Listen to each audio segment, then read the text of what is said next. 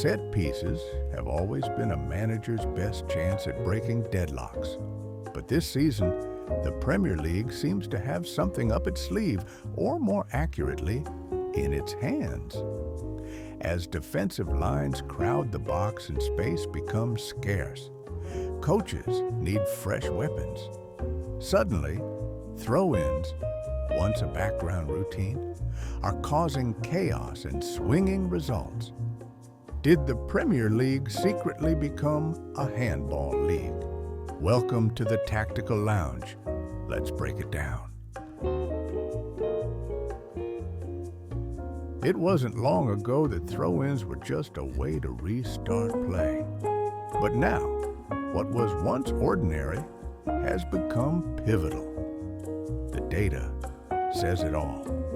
Back in the 2020 and 2021 season, Premier League teams averaged only 0.89 long throw-ins per match.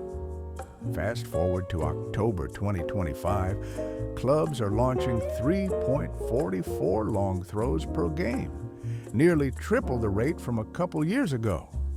Already, we have seen over 2.62 throws into the penalty area, which is almost half of last season's total in just 2 months. Brentford stands out as pioneers.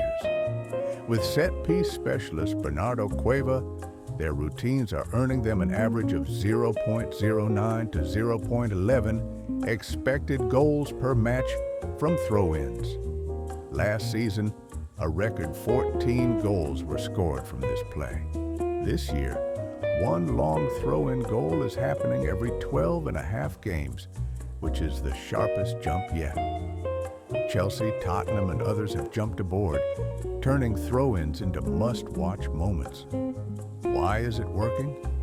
First, throwers can target a spot in the box with pinpoint precision, offering more control than a typical corner.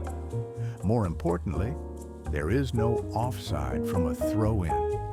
This means attackers pack the box, forcing defenders to scramble and reorganize. But the real drama is about chaos and seizing second chances. Not every squad has a star thrower, though. Teams without an elite option still make use of traffic and flicks, stacking bodies to force defensive mistakes and capitalize on confusion. A long throw floats into the penalty area. Defenders sometimes head it clear weakly, and the ball falls at the feet of lurking attackers just outside the box. The aim is not always a direct goal. It is about setting up a scramble, a rebound, or a surprise strike. You will often see defenders sprinting to save their team from giving away a corner, but now only to hand a dangerous throw into the opposition. Look back at Arsenal against Paris Saint-Germain. A well-executed throw and created confusion. A flick sent the ball loose, and Odegaard was ready to finish the job. Today's set-piece designs put focus not on the first action, but on what happens next, choreographing the mayhem that follows. Crystal Palace uses double attackers at the near post, challenging defenders to keep their shape as the ball gets flicked across the goal. Sometimes, all it takes is one chaotic move to leave someone like Nketiah open at the far post. Brentford adds layered runs to draw defenders deep and create open space for a late arrival.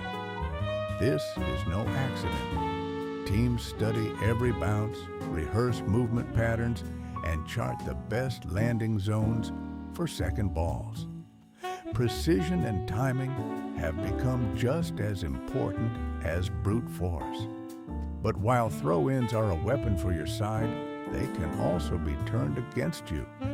Paris Saint-Germain did this in the Champions League, booting the ball deep into their opponent's half, forcing the throw-in, and pressing hard to win possession high up the pitch. Premier League sides have picked up the strategy too, transforming defensive set pieces into springboards for high-pressure attacks and surprise scoring chances. Throw-ins have now become an endurance battle. Each one tests the defense's resilience and concentration, pushing them to the brink to see who will crack first. The repeated chaos means one mistake can change the game, and teams, if they have not already, have to innovate new ways to organize and defend against these relentless attacks. Football tactics are funny, from goalkeepers using their feet to players getting creative with their hands. You never know what's coming next. What throw-in tactics would you invent? Or how would you defend against this fast-moving trend? Let me know in the comments.